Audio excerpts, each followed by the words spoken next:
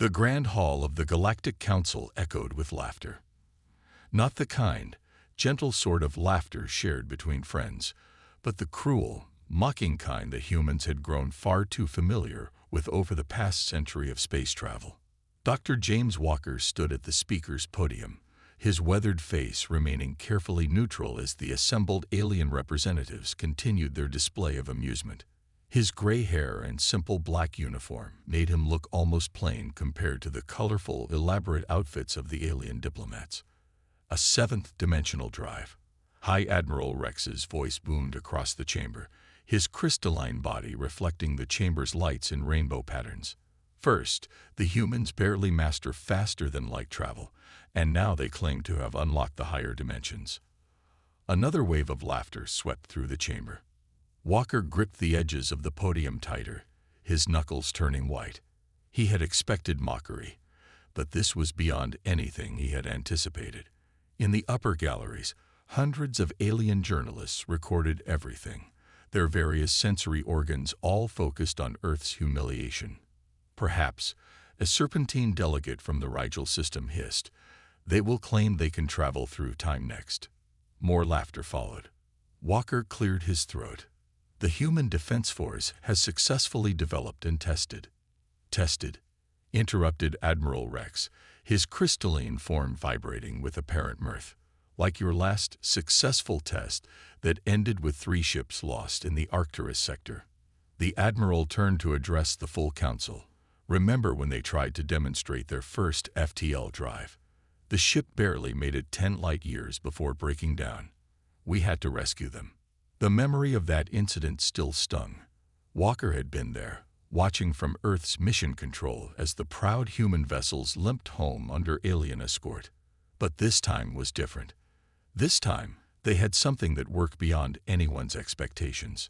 In orbit above Earth, hidden from prying eyes by technology that the aliens thought impossible, the HDF Revelation waited.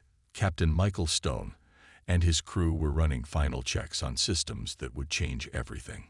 Walker allowed himself a small smile, thinking about what was to come.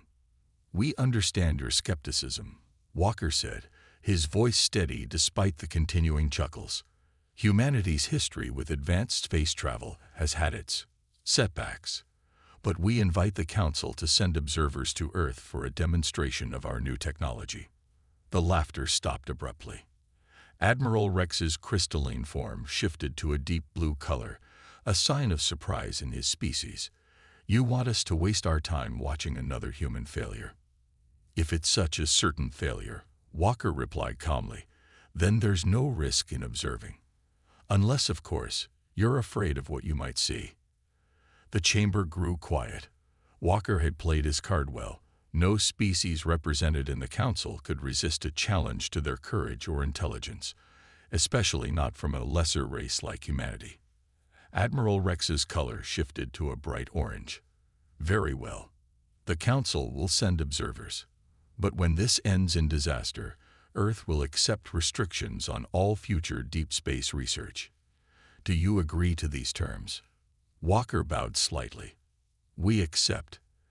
As he straightened, he caught a glimpse of something in the Admiral's crystalline structure.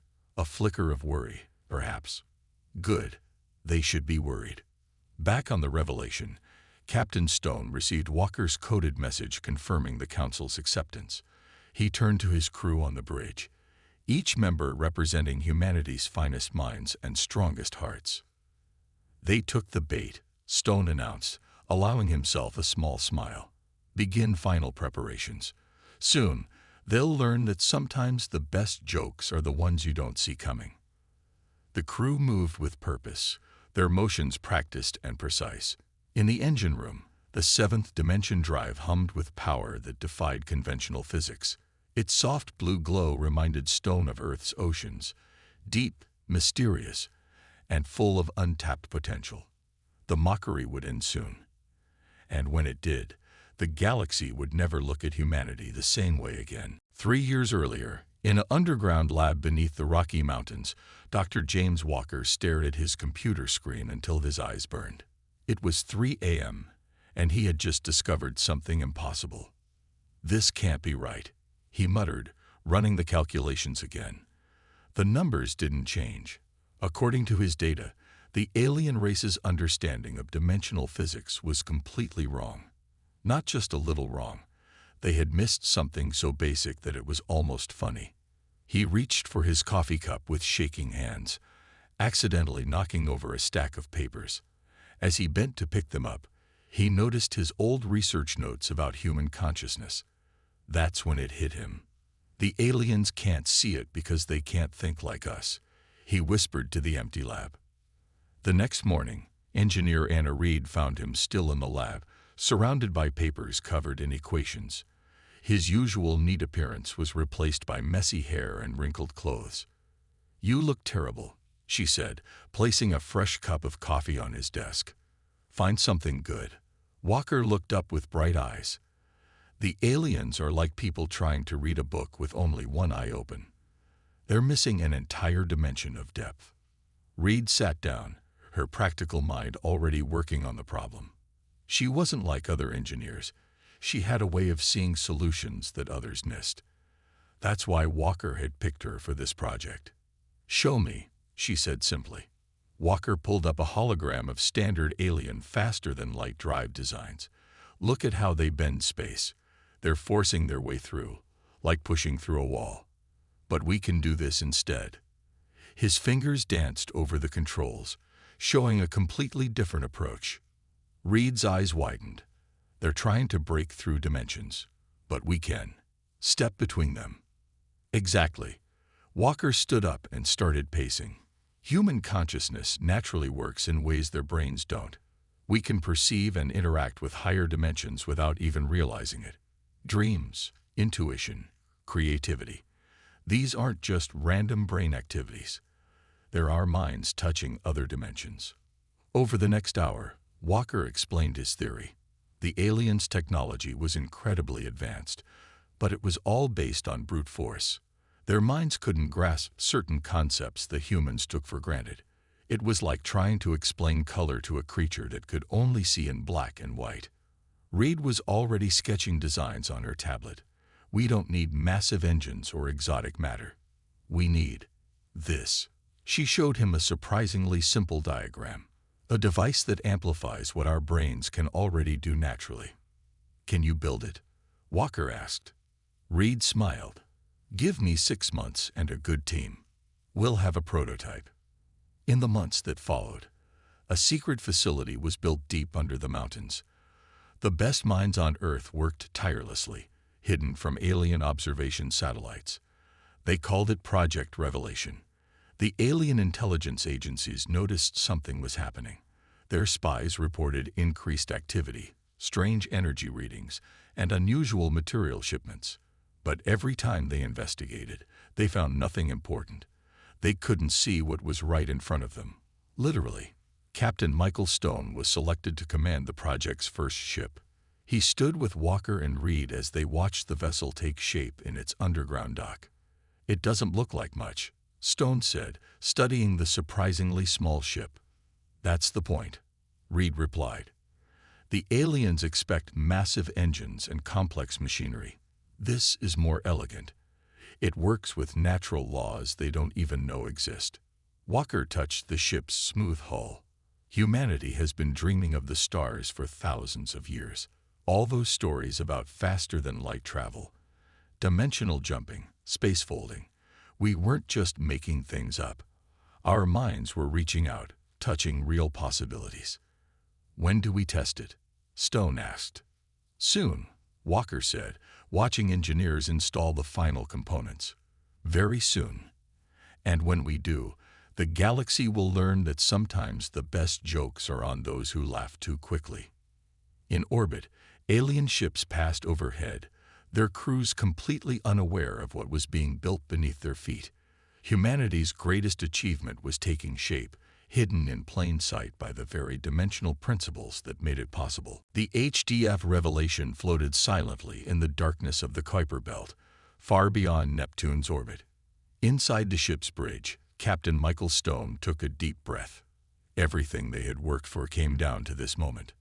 "All systems are green," reported his first officer, Tom Miller. 7D drive is powered up and stable. Stone looked at the faces of his crew. They were the best Earth had to offer. 12 men and women chosen not just for their skills, but for their ability to think in ways that the aliens couldn't understand. Begin test sequence, Stone ordered. Nice and easy. Engineer Reed's voice came through the speakers from the engine room. 7D field is forming. Everyone ready. This might feel strange. Stone felt it immediately. The world seemed to shift, like when you're half awake and can't tell if you're dreaming. Colors that didn't exist appeared at the edges of his vision. His mind expanded, touching spaces that normal human senses couldn't reach. "This is incredible," Miller whispered. On the main screen, reality itself appeared to bend. The stars stretched and twisted, forming patterns that shouldn't be possible.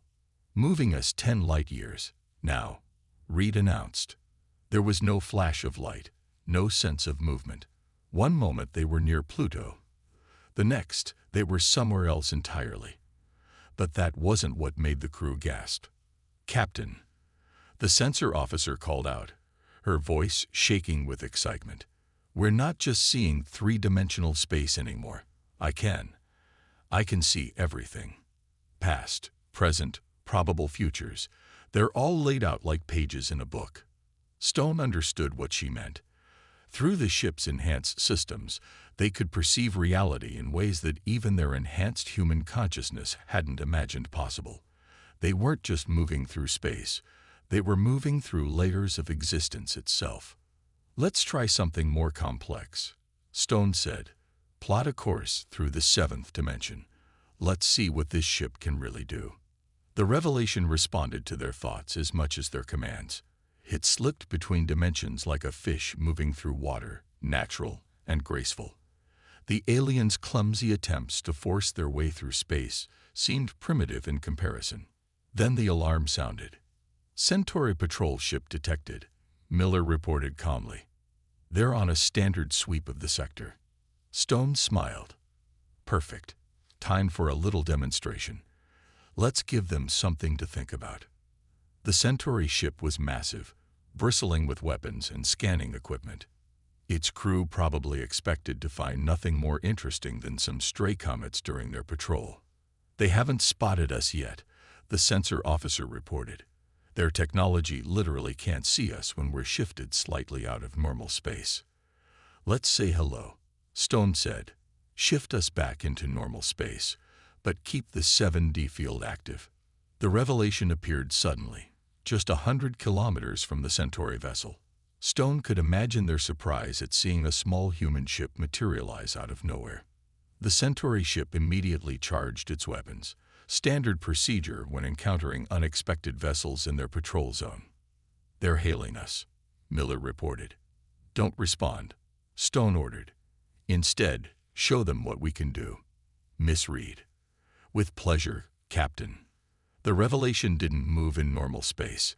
Instead, it shifted slightly sideways through dimensions. To the Centauri crew, it would have looked like their ship was passing through solid matter, breaking every law of physics they knew. "They're launching scanning probes," Miller reported with a grin. "And their sensors are going crazy. They can't explain what they're seeing." Stone watched as the Centauri ship tried to track them. But how do you track a vessel that can step between moments of time? How do you target something that exists in 7 dimensions when you can only see in 3? "I think we've made our point," Stone said after a few minutes of letting them try. "Take us home." The revelation vanished, leaving behind a very confused Centauri crew and a lot of sensor data that would give their scientists headaches for months to come. As they reappeared near Earth, hidden from observation, Stone looked at his crew. They were tired but proud. Today, they had proven that the technology worked beyond their wildest dreams. "Send word to Dr. Walker," Stone ordered. "Tell him the test was a complete success. And tell him," he smiled, "tell him the galaxy's best joke is about to reach its punchline." The emergency alarms woke Dr. Walker at 2 a.m. On his screen, hundreds of red dots appeared, moving steadily toward Earth. The Drachnid fleet had arrived, and it was far larger than anyone had expected. "They're not even trying to hide their approach," General Thompson said during the emergency meeting. The old soldier pointed to the hologram showing the fleet's formation. 200 warships, including their newest dreadnoughts, all moving straight for Earth. The room was silent. Even with all of Earth's defenses, a fleet that size could reduce the planet's surface to ash. The Drachnids were known for their love of overwhelming force. "They claim these are just military exercises," the general continued. "But we all know that's a lie." Walker checked his phone. Another message from the Galactic Council had arrived. "All research into dimensional technology must cease immediately. This is your final warning." Captain Stone's face appeared on the main screen, broadcasting from the hidden revelation. "The Drachnid fleet will reach Earth in 6 hours. Their weapons are powered up, and their shields are at full strength." "They're not here for exercises," Walker said, standing up. "Someone leaked information about our test in the Kuiper Belt. The Centauri Patrol must have reported what they saw." The general nodded grimly. "The Drachnids are the Council's attack dogs. When they want to send a message, they send the Drachnids." On the screen, news channels showed crowds gathering in cities across Earth. People could see the massive fleet approaching, visible even in daylight as bright dots moving across the sky. The aliens weren't trying to be subtle. They wanted humanity to be afraid. "We could reveal the revelation now," someone suggested. "Show them what we can do." Walker shook his head. "Not yet. If we show our hand too early, they might just decide to open fire immediately. We need them to commit to their mistake." A new message flashed on the screens. The Drachnid Fleet Commander, General Vrox, wanted to speak.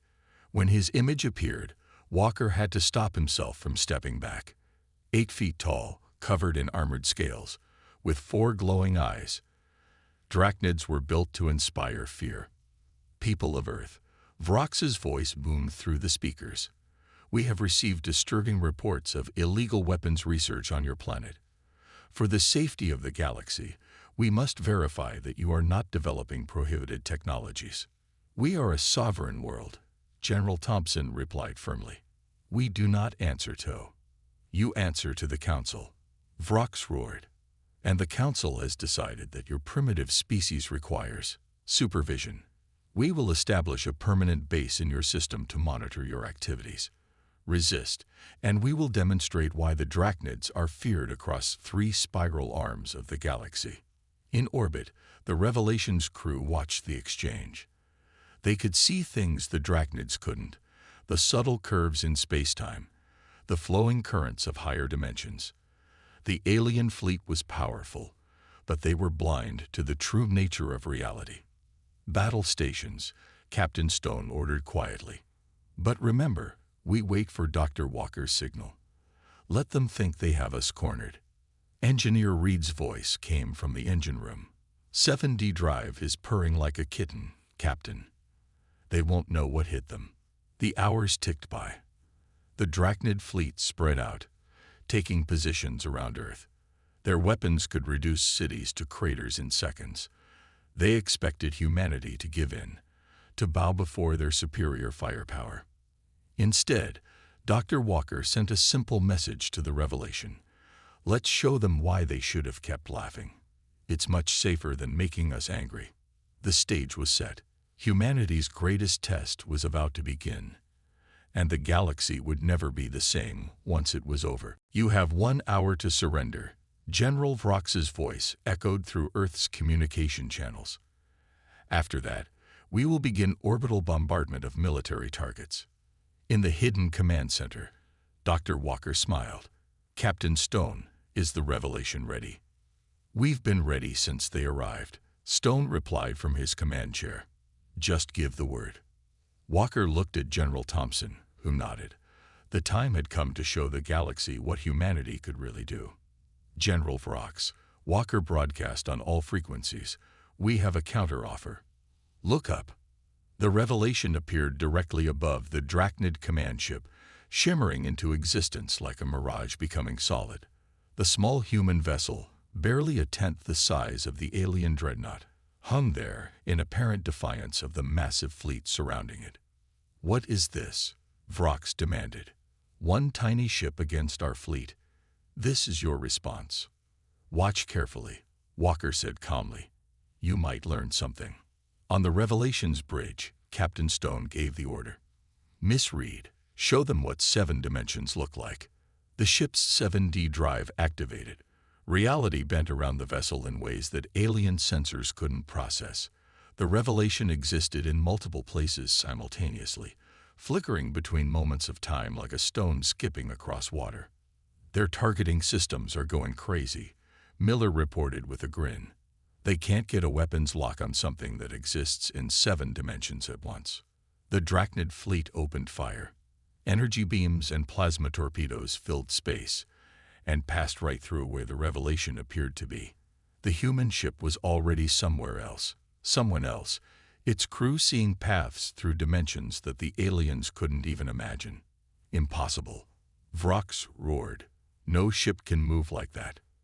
"Actually," Stone replied, broadcasting to the entire fleet, "moving like this is perfectly natural. You've just never learned how to see the right paths." The revelation danced between the alien ships, phasing through solid matter as if it wasn't there. When Drachnid vessels tried to surround it, the human ship simply stepped sideways through dimensions they couldn't perceive. "Should we disable their weapons, Captain?" Reed asked from engineering. "Let's give them a demonstration they'll never forget." The Revelation's crew reached out with their enhanced consciousness, touching the higher dimensions through their ship's systems. They could see the energy flows powering the alien weapons, the subtle quantum strings holding their technology together. With surgical precision, they reached through 7-dimensional space and twisted. Across the Drachnid fleet, weapon systems simply stopped working. No explosions, no damage. The complex machinery just ceased to function, as if it had forgotten how to exist in normal spacetime. "What have you done?" Vrox demanded, his voice shaking for the first time. "We remove your weapon's ability to exist in this dimension," Stone explained casually. "Don't worry. The effect is temporary. Probably." The alien fleet hung powerless in space, surrounded by technology they couldn't understand and abilities they couldn't counter. Their mighty warships had been neutered without firing a single shot. "Do you know why we succeeded where you failed?" Walker asked over the channel.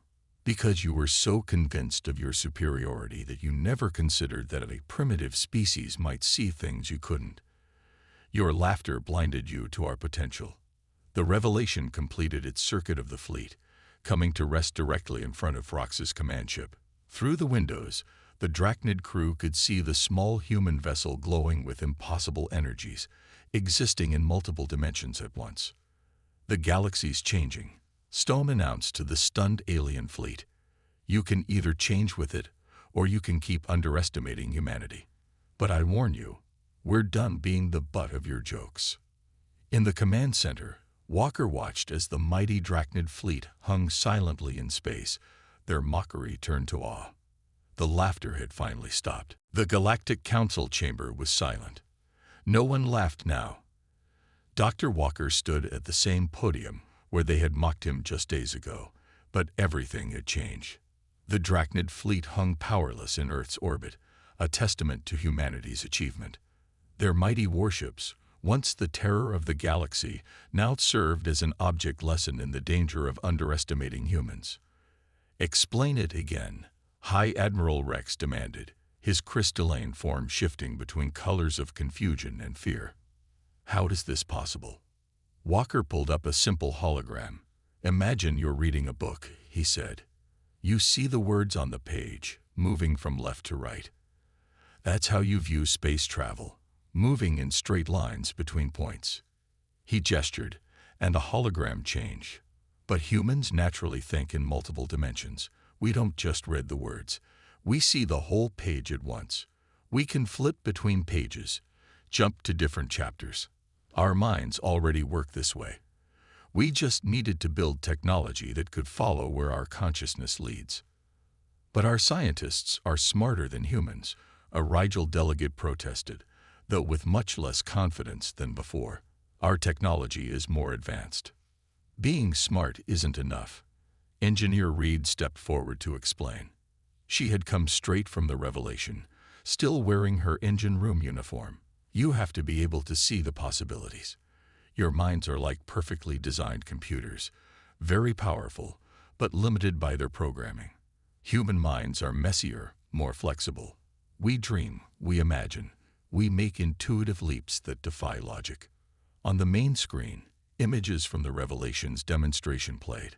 The small ship phasing through solid matter, existing in multiple places at once, casually defying the laws of physics as the aliens understood them. We're not smarter than you, Walker continued. We just see things differently. While you were laughing at our primitive understanding of physics, we were seeing patterns in reality that your minds literally cannot process. Captain Stone, standing at attention in his uniform, added, "The Revelation doesn't force its way through dimensions like your ships do. It flows with the natural currents of space-time that have always been there. You just never learn to see them." The council members watched in stunned silence as more data from the demonstration was displayed. Their own sensor readings showed things that should be impossible. A ship being in multiple times and places simultaneously, energy patterns that defied their most advanced theories. "What do you want?" Admiral Rex finally asked. "With this technology, you could dominate the galaxy." Walker smiled. "We don't want to dominate anyone. We want to explore, to learn, to grow, and maybe—" He paused, looking at the assembled aliens, "to teach." "Teach us." The Admiral's crystalline form flickered with surprise. "Yes, we've learned that different species see reality in different ways. Imagine what we could accomplish if we combined your technological advancement with our unique perception. Instead of laughing at each other's differences, we could learn from them." The council chamber buzzed with quiet conversation. The aliens were beginning to understand that everything had changed. The galaxy's balance of power hadn't just shifted. It had transformed into something entirely new. "Your weapons will be restored," Walker assured them. "The Revelation's effect was temporary. But remember this moment. Remember what happened when you dismissed an entire species as primitive just because they were different." As if to emphasize his point, the Revelation appeared briefly outside the council chamber's windows, its hull shimmering with seven-dimensional energy, before vanishing again in a way that made several council members blink their various types of eyes in confusion. "The joke's over," Walker concluded. "Now the real work begins." 1 year after the Revelation's demonstration, Earth had changed. Ships from across the galaxy filled its orbit, but not as invaders. They came as students, diplomats, and partners. Dr. Walker stood in the new Dimensional Research Center, watching alien scientists working alongside human researchers. The massive facility had been built with technology from a dozen different species, all trying to understand what humanity had discovered. The Drachnids sent another request, Captain Stone said, walking up beside him.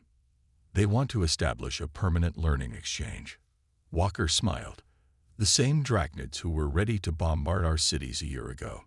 "Amazing what a change in perspective can do," Stone replied. "Their general actually apologized last week. Said they'd learned more about space travel in 1 year of working with us than in a century of doing it their way." Through the center's windows, they could see the Revelation docked in its special berth. The ship had become legendary, its name whispered with respect across the galaxy. 3 more vessels of its class were under construction, each one incorporating improvements suggested by their new alien partners.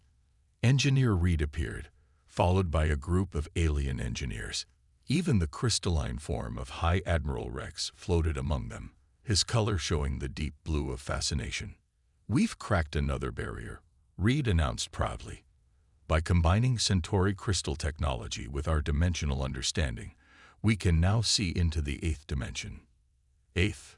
Walker raised his eyebrows. "I thought that was theoretical." "Everything's theoretical until someone dreams it's possible," Reed grinned. "That's what the aliens are finally learning from us. How to dream bigger." In the facility's main hall, A new memorial had been erected. It showed images from humanity's space history, their first rockets, their moon landings, their early failures at FTL travel. And beside each image was the same message in dozens of alien languages. They laughed, we learned, we evolved. The Council has officially recognized Earth as the leading authority on dimensional physics, Stone reported. They're even changing their own ships to incorporate our designs. Walker watched as a group of young alien students passed by, listening intently to their human teacher. We haven't just changed how they travel through space, he observed. We've changed how they think about what's possible. Outside, the Revelation's systems hummed to life for another training flight. The ship now carried crew members from various species, teaching them to see reality the way humans naturally did. Some struggled with the concepts, but they all kept trying. The laughter of superiority had been replaced by the excitement of discovery. Remember when they thought we were just primitive beings playing with technology we didn't understand? Reed asked, joining them at the window. Now they understand that we weren't primitive. Stone replied. We were just taking a different path. While they were forcing their way through space, we were learning to dance with it. A flash of light caught their attention. In orbit, a new ship, a joint human-alien design, was testing its dimensional drive. It moved with the same grace as the Revelation, but incorporated technologies that humanity had never imagined before their alliance began. What's next? Stone asked, watching the test. Walker smiled. That's the beautiful thing about human consciousness. There is no next. There are infinite possibilities, all existing simultaneously. We just have to choose which ones to explore. And we're not exploring alone anymore, Reed added. The three of them stood together, watching as the new ship traced patterns through dimensions that, just a year ago, most of the galaxy didn't know existed. In the halls behind them, dozens of species worked together, learning from each other, growing beyond their old limitations.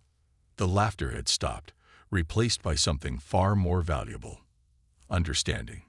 Humanity had proven itself not by conquering or dominating, but by teaching others to see the universe through new eyes. And in doing so, they had opened the door to possibilities that even they hadn't imagined. The joke was over.